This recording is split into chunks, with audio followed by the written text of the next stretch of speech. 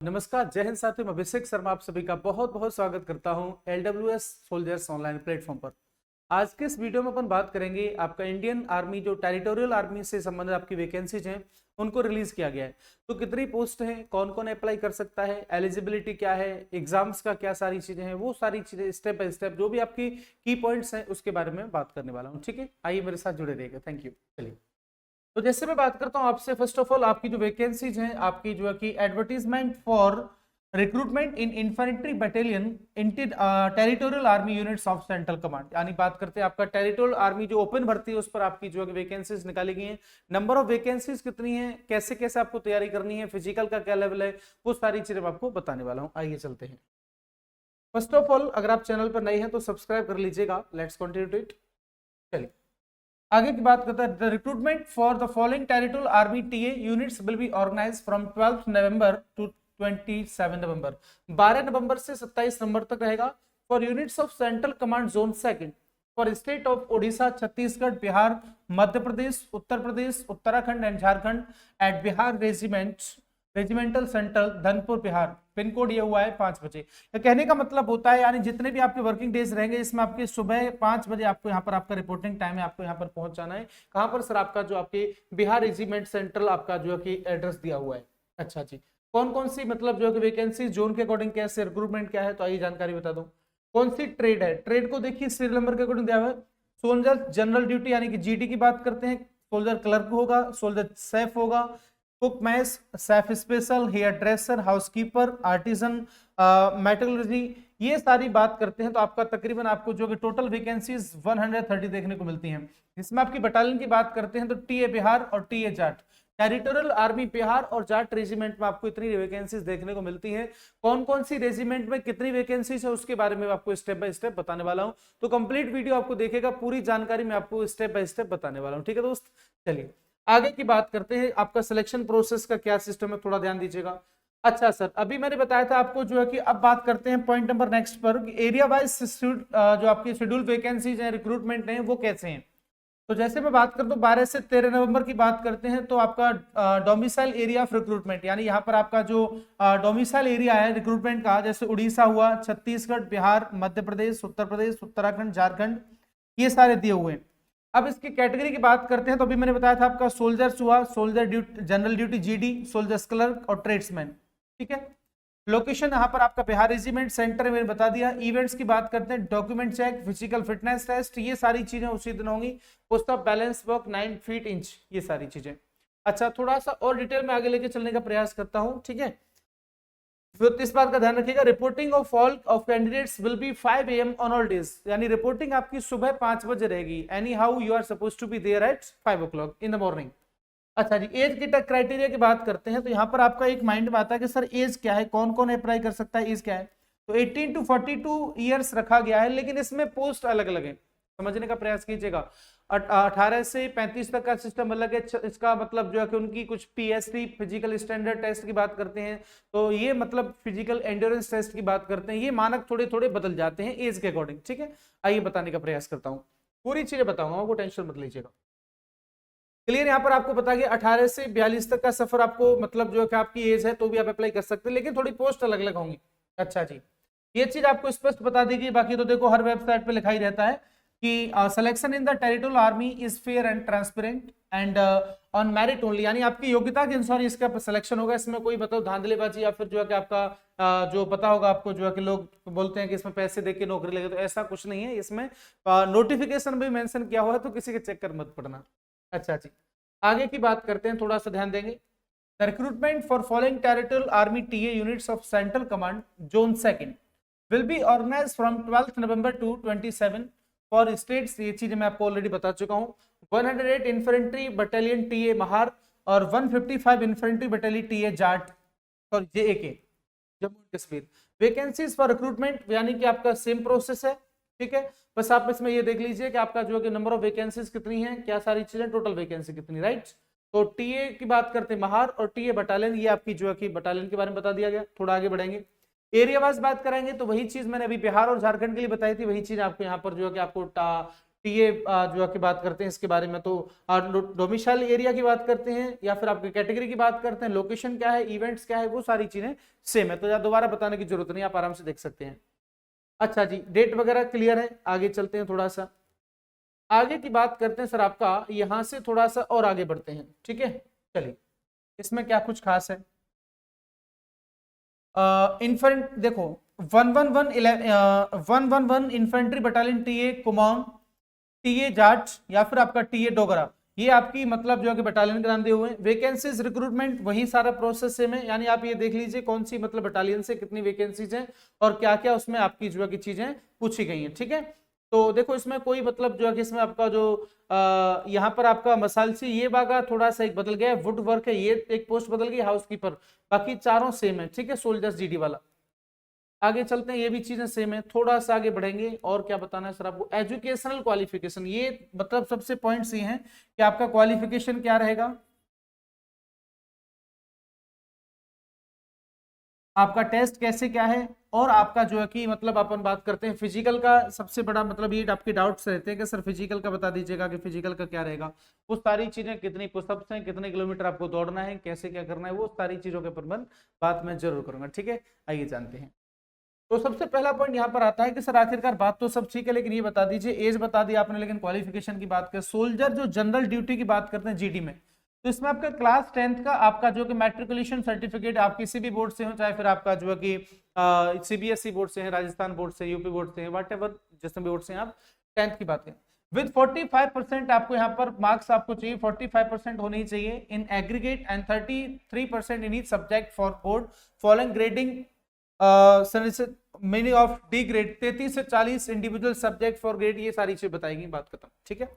अच्छा, soldiers clerk की बात करते हैं, जीडी के लिए आपका 10th रखा गया है, और क्लर्क की बात करते हैं तो क्लर्क के लिए आपका 12th रखा गया, right. Intermediate exam pass in any stream, arts commerce science blah blah blah, 60% होना चाहिए इसके लिए, इसमें आपका 45 रखा गया, राइट। अब थोड़ा सा और आगे बढ़ने का प्रयास करते हैं, लेट्स कंटिन्यू। सोल्जर स्टेट्समैन की बात करता हूं तो थोड़ा सा इसके बारे में और मैं आपको चीजों का एक्सप्लेन करने का प्रयास करता हूं।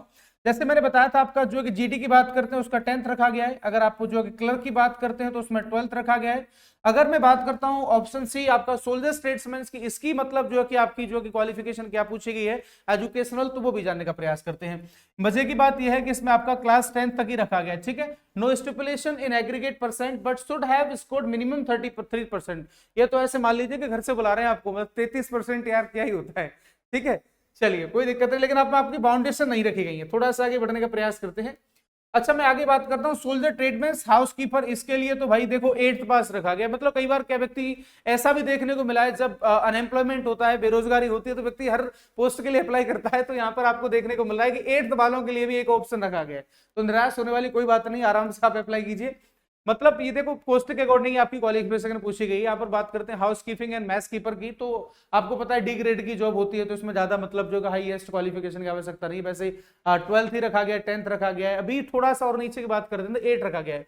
नो स्टिपुलेशन, ये भी आपका 33% से मतलब जो कोई दिक्कत नहीं है, अगर 33% भी नंबर होते हैं तो भी आपको अप्लाई कर सकते हैं और आपको लिया जा सकता है। आगे का प्रोसेस थोड़ा सा और बता देता हूं। यहाँ पर सबसे पहले मैंने बताया आपको वैकेंसीज कितनी है, नंबर ऑफ वैकेंसीज क्या है, कौन कौन सी बटालियन है, और आपका एज क्राइटेरिया क्या है। अभी क्वालिफिकेशन की बात की गई, थोड़ा सा और आगे बढ़ेंगे। अदर एलिजिबिलिटी क्राइटेरिया, आगे की बात करते हैं। प्रत्येक चीज में आपको एक्सप्लेन करने का प्रयास करता हूं, just pay attention. Prior to candidate being permitted for as appearing in recruitment, following will be established in respect of individual, ठीक है। Should be resident of zone prescribed for recruitment for the units of which he is volunteering his services, right? If he is in service of any central or state government in public utility service, he has to be obtained permission from government for enrollment and also a certificate to effect that his services will will be made available in the service in TA। यानी कहने का मतलब होता है, अगर आप कहीं मतलब स्टेट गवर्नमेंट या फिर आपका सेंट्रल गवर्नमेंट में अगर सेवाएं दे रहे हैं तो वहां से आपको परमिशन लेनी पड़ेगी, ठीक है। चलिए आगे की बात करते हैं। जैसे कोई व्यक्ति इधर अप्लाई करना चाहता है और कहीं जॉब कर रहा है तो उसके लिए ये अच्छा, he should not belong to any arm forces, reserve forces, CAPF, state police. ओहो, यानी कहने का मतलब होता है कि ये किसी भी मतलब जो कि बात करते हैं सेंट्रल आर्म पुलिस फोर्स हुआ, आपका जो है कि रिजर्व फोर्स हुआ, स्टेट पुलिस हुआ, इनमें कोई व्यक्ति इसमें जो है कि नहीं होना चाहिए जो अप्लाई करने वाला है। ही should not having any reserve liability, उसके पास कोई लाइबिलिटी नहीं होनी चाहिए। He should not have been dismissed from service from TA or forces as mentioned para 6 and B and above. Para 6 में जो चीज मेंशन की गई, कहने का मतलब ये किसी भी सर्विस में आप हैं वहां से आपको जो है कि टर्मिनेट नहीं किया गया हो, समझ रहे हैं, आपको वहां से आप डिसमिस नहीं किया गया हो, तभी आप इसके लिए अप्लाई कर सकते हैं। थोड़ा सा और आगे बढ़ने का प्रयास करते हैं। He should not be having more than one wife living. ओहो भाई साहब, देख रहे हो, मतलब सब चीज क्लियर दे दी गई। ऐसा नहीं है कि आप मतलब एक्स्ट्रा मैरिटल अफेयर है आपका, मतलब एक पत्नी है एक बाहर वाली है, ये लफड़ा भी नहीं चलेगा, ठीक है। इसमें स्पष्ट दिया हुआ है एक ही धर्म पत्नी होनी चाहिए, ठीक है। चलिए और आगे का बात करते हैं भाई, और क्या क्या इनकी मतलब सारी चीजें बता दूंगा जो ये पूछ रहे हैं, तो फिर बाद में मत कहना कि सर मेरा तो मैं तो फंस गया इसमें। He should not have been convicted on an offense in criminal court, यानी उस पर कोई मतलब दोषारोपण नहीं किया गया हो, उस पर कोई आरोप नहीं लगाया गया हो, उस पर कोई केस नहीं चल रहा हो कोर्ट में, ठीक है। चलो फिजिकल स्टैंडर्ड की बात करते हैं, यहां पर आता है सर आपका पीएसटी, राइट। चलिए फिजिकल स्टैंडर्ड टेस्ट, हाइट की बात करते हैं 160 centimetres 157 centimetres in case of domicile of eastern Himalaya region. अगर आप हिमालय रीजन के तो आपका 157 और यहाँ पर आपका जो बेसिकली 160 सेंटीमीटर की आपकी हाइट होनी चाहिए, right. Sikkim, Nagaland, Arunachal Pradesh, Manipur, Tripura, Mizoram, Meghalaya, Assam and hill region of West Bengal, Darjeeling and Kalimpong districts etcetera. Indian domicile Gorkha, Garhwalis and Ladakhis. चलिए आगे की बात करते हैं सर, आपका चेस्ट की बात करते हैं तो 82 सेंटीमीटर्स और 77 सेंटीमीटर्स अनएक्सपेक्टेड, यानी आप सांस लेके फुला लेते हैं, सांस छोड़ देते हैं, तो मतलब एक्सपेंडेड और अनएक्सपेक्टेड। तो यहाँ पर बात करते हैं अनएक्सपेंडेड 77 रखा गया, राइट। चलिए वेट की बात करते हैं, proportionate to height and age as per army medical. Army medical की बात करते हैं, आपकी हाइट के अकॉर्डिंग आपका वजन होना चाहिए, फिक्स नहीं की गई है, राइट। चलिए रिलैक्सेशन की बात करते हैं, कुछ बातें यहां पर आ जाती हैं रिजर्वेशन रिलैक्सेशन की, तो आइए जानने का प्रयास करते हैं किस किस को इसमें रिलैक्सेशन दिया जाएगा। तो डियर फ्रेंड्स यहां पर बात करते हैं सन ऑफ सर्विसमैन। अगर आप किसी मतलब सर्विसमैन के जो बेटे हैं, एक्स सर्विसमैन हैं, या फिर युद्ध में किसी मतलब जो है कि व्यक्ति पत्न मतलब जो है कि महिला का पति खत्म हो गया, या फिर एक्स सर्विसमैन एडॉप्टेड सन है, son in law of war widow if she has no son, तो इनका मतलब इनको जो है कि बात करते हैं हाइट में 2 सेंटीमीटर 2 किलो वेट में, और आपका चेस्ट में 1 सेंटीमीटर इनको छूट दी जाएगी, इसमें आपको रिलैक्सेशन है। आउटस्टैंडिंग स्पोर्ट्समैन 3 सेंटीमीटर इनको जो है कि हाइट 3 किलोग्राम वेट और 3 सेंटीमीटर चेस्ट, इनको जो है कि इसमें रिलैक्सेशन दिया जाएगा। ट्रेड टेस्ट की बात करते हैं, थोड़ा सा आगे चलते हैं, यहां से आगे पता चलता है कि टेस्ट का क्या मामला है, ठीक है। अभी कई बार क्या है कि लोग वीडियो बना देते हैं भाई कोई भी टेस्ट नहीं है, कुछ नहीं है, तो ये तो देख लो ट्रेड क्या है दोस्त, किस पोस्ट के लिए आप अप्लाई कर रहे हैं ये मैटर करता है। तो टेस्ट होगा ऐसा नहीं है, लेकिन आप 4th ग्रेड के लिए अप्लाई कर रहे हैं, जैसे हाउस कीपर है, मैस क्लीनर है, इनके लिए चाहिए, तो फिर यार वहां पर टेस्ट की आवश्यकता नहीं है। इसमें बात करते हैं दोस्त क्या मामला है, ठीक है, आइए जानने का प्रयास करते हैं। तो यहां पर बात करते हैं सर आपका ट्रेड टेस्ट, तो सोल्जर क्लर्क के लिए information technology computer proficiency test. The candidate will be tested on awareness of office use of software, आपको ऑफिस का use, typing, basic hardware knowledge etcetera required of a clerk in a unit. यानी कहने का मतलब होता है आप clerk के लिए अप्लाई कर रहे हैं तो आपको कंप्यूटर की जानकारी होना बहुत आवश्यक हो जाता है। Tradesman efficiency in their respective trade, जिस ट्रेड से आप अप्लाई कर रहे हैं उसके लिए आपको एफिशिएंसी, आपके अंदर योग्यता होनी चाहिए कि आप उसके लिए बहुत अच्छा कर पाए, ठीक है। टैटूज वगैरह ये सारी चीजें हैं, तो आपको जो बताना पड़ेगा आगे, इसके लिए सर्टिफिकेट आपको अप्लाई करना पड़ेगा। ये कह रहा है candidate belonging to tribal communities from tribal areas are permitted to have permanent body tattoos on any part of the body, यानी कि जो आपके बात करते हैं आपके जो ट्राइबल कम्युनिटीज हैं उनको इसमें जो है कि वो अपनी किसी भी मतलब अगर उन पर पहले से टैटू है तो उनको परमिट कर दिया जाएगा। As per existing customs and tradition of the said tribe to which a candidate belongs, such as candidate will only be permitted on producing the following 2 certificates. इनको आपका जो है कि ये 2 सर्टिफिकेट करने हैं अपलोड। इसमें आपको ये बताना है कि मेरे अभी एक पर मतलब जो है कि टैटू है, आगे मैं कोई टैटू नहीं बनवाऊंगा, ये सर्टिफिकेट आपको अप्लाई करना पड़ेगा। सर्टिफिकेट भी नीचे दिया होगा, बता दूंगा आपको, ठीक है। थोड़ा सा और क्लियर कर दूं, क्योंकि इनको यहाँ पर क्या है, कई बार क्या है कि मतलब देखो यूपी हुआ, दिल्ली हुआ, राजस्थान हुआ, कुछ स्टेट्स के जो हमारे एजुकेटर्स हैं वो पूरा एक्सप्लेन नहीं करते, इसको समझने का प्रयास कीजिएगा। कुछ बच्चे ऐसे हैं, some of the candidates are like they are unable to understand the notice कि आखिरकार उसमें क्या क्या दिया हुआ है। तो थोड़ा सा मैं और क्लियर करने का प्रयास करता हूं, ठीक है। देखिए यहां से क्या है कि मतलब थोड़ा सा जो मतलब बात करते हैं आपका जो ट्राइबल कम्युनिटीज वाले व्यक्ति हैं उनको क्या करना है, self certification to be signed by candidates in the format as enclose appendix, ठीक है। इनको मतलब जो है कि अपना सेल्फ साइन किया हुआ एक सर्टिफिकेट लगाना है। Certificate of belonging to tribal community, आपको इसमें ये चीज मेंशन करनी है कि मैं एक ट्राइबल कम्युनिटी से बिलोंग करता हूं। And permissibly of permanent body tattoo to be signed by DC, DM of SDM or SDM of the district tehsil where the tribe of the candidate is presently settled in the format of enclosed. Name and designation of concerned official must be clearly mentioned. यानी यहाँ पर आपको SDM साहब हुए या फिर आपके DM हुए, इनके जो है कि इन पर जो आपको ऑथराइज करवाना, इनका मोहर वगैरह लगवा के मतलब जो है कि बताना है कि मैं यहाँ का निवासी हूँ, तो वो वहां से वेरीफाई हो जाएगा कि हाँ ये यहाँ के निवासी हैं और इनको टैटू के लिए परमिशन दे दी जाए। आगे की बात करते हैं। परमानेंट बॉडी टैटू और religious sentiment are only permitted on inner face of forearms। यानी कहने का मतलब होता है यहाँ पर आपका परमानेंट बॉडी टैटूज हैं, जैसे आपके रिलीजियस सेंटिमेंट यानी आपका धार्मिक, यानी कोई भोले बाबा का अपना अपना जो कि आपको कोई भी मतलब देवता आपके हो सकते हैं, अगर आप उनका टैटूज वगैरह बनवाते हैं तो उसके लिए आपको जो है कि एग्जाम्प्ट यानी परमिट कर दिया जाएगा एक तरह से। तो ये सारी चीजें हैं, बाकी तो इसमें और कुछ बताना नहीं है। थोड़ा सा और देखता हूं मैं अगर इसमें कुछ शॉर्ट इंफॉर्मेशन अच्छा होगा। चलिए फिजिकल टेस्ट, थोड़ा सा आगे चलते हैं। 1 माइल रन यानी 1 मील की आपको जो है कि दूरी तय करनी है दौड़ के भाई, up to 5 minutes 5 minute 30 second में करनी है। अगर आपकी एज 18 से 30 है, मैंने बताया था ना आपको कि अलग अलग एज क्राइटेरिया की अलग अलग चीजें हैं। तो यहाँ पर 5 मिनट 31 सेकंड से 5 मिनट 45 सेकंड तक आपको क्लियर करना है अगर आपका 18 से 30 साल की उम्र है। तो आगे की बात करते हैं, अगर आपकी उम्र 31 से 42 साल तक है तो आपको 6 मिनट 15 सेकंड का समय दिया जाएगा। थोड़ा ध्यान दीजिएगा, एज में भी आपका डिफरेंशिएशन है। तब मैं बात करता हूं आपका जो है कि यहाँ पर आपको देखो थोड़ा सा आगे बढ़ने का प्रयास करेंगे। 5 मिनट 46 सेकंड लेते हैं तो आपको फेल माना जाएगा, राइट। किसको? जिनकी उम्र 18 से 30 साल है। जो 6 मिनट 31 सेकंड से ऊपर लेते हैं और 31 से 42 तक उम्र है तो आप उनको फेल माना जाएगा, ठीक है। तो बात करते हैं आपका जो है कि इसके बारे में। तो 1 माइल की 18 से 30 साल तक ये सारी चीजें बता दी, राइट। अच्छा जी, थोड़ा सा और आगे बढ़ने का प्रयास करते हैं। सारी चीजें आपका पुलअप्स वगैरह ये सारी चीज आप देख सकते हैं। Balance and 9 feet seat. Written exams की बात करते हैं। Candidates who qualify in the physical test and medical examination will be undergo written examination. The question paper of which would be bilingual। Hindi और इंग्लिश में आपका पेपर आएगा। Paper में क्या क्या आएगा वो थोड़ा समझिए, यानी पहले आपका जो है कि फिजिकल और मेडिकल सारी चीज हो जाएंगी, फिर आ जाओ भाई साहब एग्जाम पर, ठीक है। एग्जाम में क्या क्या पूछा जाएगा उसको भी थोड़ा सा क्लियर कर देता हूं। चलिए, examination level, the written exam would consist of 1 paper objective type, ठीक है, ऑफ 2 आवर्स। 2 घंटे का आपका समय रहेगा और इसमें आपका जो है कि अपन बात करते हैं ऑब्जेक्टिव टाइप क्वेश्चंस रहेंगे। इसमें आपका जो है कि matriculation 8th class as per the applicable having the following syllabus of CBSE. यानी कहने का मतलब होता है मैट्रिकुलेशन और 8th क्लास का स्टैंडर्ड तक आपको सिलेबस इसमें देखने को मिलेगा। अब बात करते हैं soldiers general duty tradesman. General knowledge of having 20 questions of 2 marks each. General science 15 questions. Elementary maths 15 questions. ये सारी चीज आपको देखने को मिलेंगे। ये आपका कहाँ, ये आपका जीडी के लिए, ठीक है सर। ट्रेड्समैन बात करते हैं आपका जीडी के लिए। अगर मैं क्लर्क की बात करता हूं तो general knowledge and general science having 10 questions 2 marks यानी 20 नंबर का आपका GK. Elementary maths computer science having 15 questions यानी आपका 30। और general English having 25 questions of 30 marks यानी आप बात करते हैं 50।